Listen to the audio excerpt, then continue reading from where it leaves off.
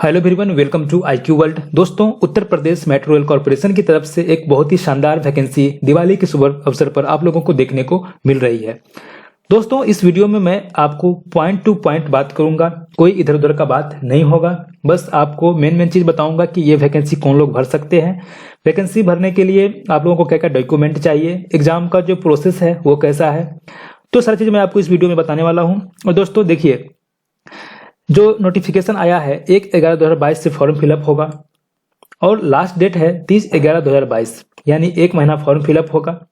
15 दिसंबर 2022 को admit card download होगा। Written examination जो है वो है अगले साल 2 और 3 तारीख को, 2 और 3 जनवरी को यहाँ पर रिटन एग्जामिनेशन होने वाला है। टेंटेटिव डेट है, यानी कि संभावित तिथि है, यह चेंज भी हो सकती है। तो समझ में आया आपको। 1 तारीख से फॉर्म भराएगा नवंबर में, 30 नवंबर तक फॉर्म भराएगा, उसी के बीच आपको फॉर्म भर देना है।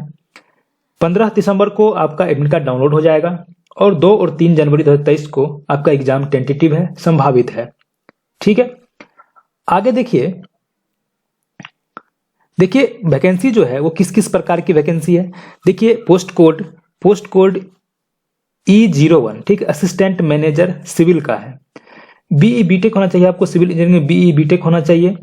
ठीक है, मिनिमम 60% मार्क आपके होने चाहिए। और अगर आप EWS OBC में आते हैं और अनरिजर्व में आते हैं तो 60% मार्क्स चाहिए, और SC ST में आते हैं तो आपको 50% मार्क्स चाहिए। आपका एज 21 से 28 साल के बीच में होना चाहिए। ठीक है, और मेडिकल जो है वो टेक्निकल मेडिकल एग्जीक्यूटिव टाइप का मेडिकल आपका करवाया जाएगा। कितनी वैकेंसियां हैं? 16 वैकेंसी है। असिस्टेंट मैनेजर की 16 वैकेंसी है। UR 7, EWS 3, OBC 2, SC 4, women 6 वैकेंसियां। ठीक है, आगे देखिए दूसरी वैकेंसी क्या चीज की वैकेंसी आई है। E02 post code E02 assistant manager electrical की वैकेंसी है।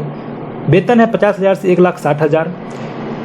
कुल जो पोस्ट है 8 पोस्ट है। UR 5, EWS 2, OBC 1, women 2। BE या BTech आपको चाहिए इलेक्ट्रिकल या इलेक्ट्रिकल और इलेक्ट्रिकल एंड इलेक्ट्रॉनिक्स इंजीनियरिंग से चाहिए। ठीक है, अगर UR OBC EWS में आते हैं तो 60% मार्क्स आपको चाहिए। ठीक है, 21 से 28 साल का आपको एज चाहिए। ठीक, तीसरी जो पोस्ट है E03 का असिस्टेंट मैनेजर SNT में सिग्नल एंड टेलीकॉम में 50,000 से 1,60,000 पेमेंट रहेगा। टोटल 5 पोस्ट है। UR 4, EWS 1, women 1। BE या BTech होना चाहिए मिनिमम 60% मार्क्स के साथ। ठीक है, 21 से 28 साल इसमें भी एज चाहिए। चलिए आगे देखते हैं। देखिए, E04 है असिस्टेंट मैनेजर अकाउंट का भी यहाँ पर पोस्ट है। 50,000 से 1,60,000 वेतन है। एक सीट है, UR का ही एक सीट है। और इसमें CA चाहिए आपको। CA जो है वो चार्टर्ड अकाउंटेंट किसी भी इंस्टीट्यूट से आप किए हुए हैं इंडिया में, तो आप इसके लिए पोस्ट के लिए एलिजिबल हैं। 21 से 28 साल आपका एज चाहिए और medical non technical executive medical आपको चाहिए इसमें। आगे देखिए, NE01 पोस्ट कोड है जूनियर इंजीनियर सिविल में। 33,000 से 67,000 पेमेंट है। टोटल 43 पोस्ट है। UR 20, EWS 02, OBC 12, SC 8, ST 1, women 12, ESM ex serviceman 03। इसमें चाहिए आपको जो क्वालिफिकेशन है 3 year diploma in civil engineering और equivalent from government recognised university institute with minimum 60% marks किसके लिए? UR, EWS और OBC के लिए। ठीक है, और मिनिमम 50% मार्क्स चाहिए किसके लिए? SC ST के लिए। ठीक है, और वोमेन कैंडिडेट के लिए। इसमें A3 मेडिकल चाहिए। 21 से 28 साल इसमें भी एज चाहिए। अब देखिए, जूनियर इंजीनियर इलेक्ट्रिकल में 33,000 से 67,300 पेमेंट है। टोटल 49 पोस्ट है। सिविल में 43 पोस्ट, इलेक्ट्रिकल में 49 post. UR 17, EWS 7, OBC 12, SC 12, ST 1, women 10, ex serviceman 4 और DFF जो है 01। 3 ईयर इसमें डिप्लोमा चाहिए इलेक्ट्रिकल से या इलेक्ट्रिकल एंड इलेक्ट्रॉनिक्स इंजीनियरिंग से चाहिए। मिनिमम 60% मार्क्स अगर आप UR OBC EWS में है, और अगर आप SC ST में है तो 50% मार्क्स चाहिए। इसका भी A3 मेडिकल है। 18 से 21 से 28 साल इसमें भी एज चाहिए। आगे देखिए, पोस्ट कोड NE03 है जूनियर इंजीनियर SNT में। टोटल 17 पोस्ट है। UR 7, EWS 03, OBC 3, SC 4, women 2 और एक्स सर्विसमैन 2 है। इसका भी पेमेंट सेम है, 33,000 से 67,300 है। इसमें 3 साल का डिप्लोमा चाहिए 60% मार्क्स के साथ, और अगर आप SC ST में है तो 50% मार्क्स आपको चाहिए। अकाउंट असिस्टेंट 25,000 से 51,000 पेमेंट है, 2 सीट है इसमें। बीकॉम चाहिए, 3 ईयर जो है सो कोर्स चाहिए, डिग्री कोर्स 60% मार्क्स के साथ। और अगर आप SC/ST में है तो ओनली 50% मार्क्स आपको चाहिए। 21 से 28 साल इसमें भी एज चाहिए। और C1 इसका मेडिकल कैटेगरी C1 है। E05 post code office assistant HR का भी यहाँ पर वैकेंसी है, 25 से 51,000 पेमेंट है, एगो सीट है UR का।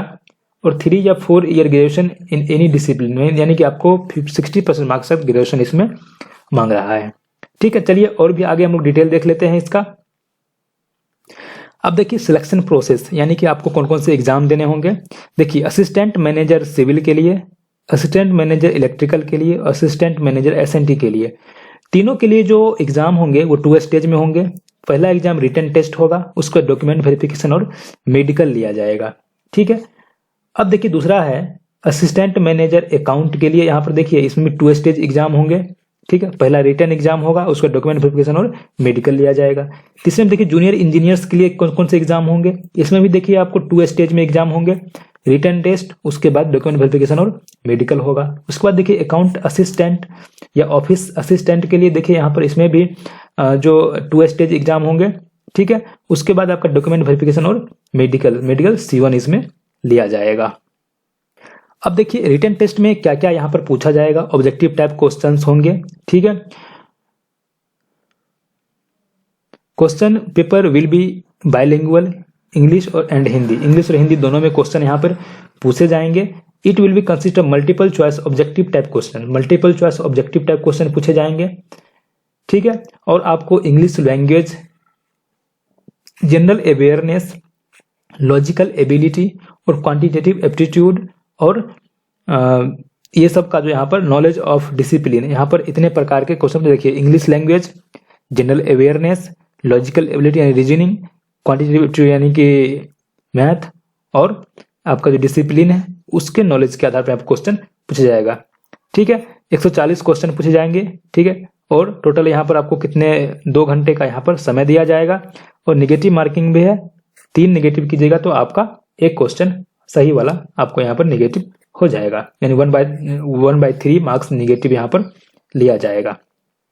ठीक है, और जो एग्जाम होगा वो CBT होगा, कंप्यूटर बेस्ड टेस्ट होगा, ऑनलाइन।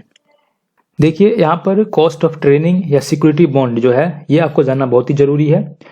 देखिए यहाँ पर कह रहा है कि अगर आपका सिलेक्शन होता है नॉन एग्जीक्यूटिव पोस्ट, किसी भी पोस्ट पर आपका सिलेक्शन होता है तो आपको एक non refundable cost of training, ठीक है, नॉन रिफंडेबल यानी कि आपको ये जब आप जॉब छोड़ते हैं तो ये आपको वापस नहीं मिलेगा।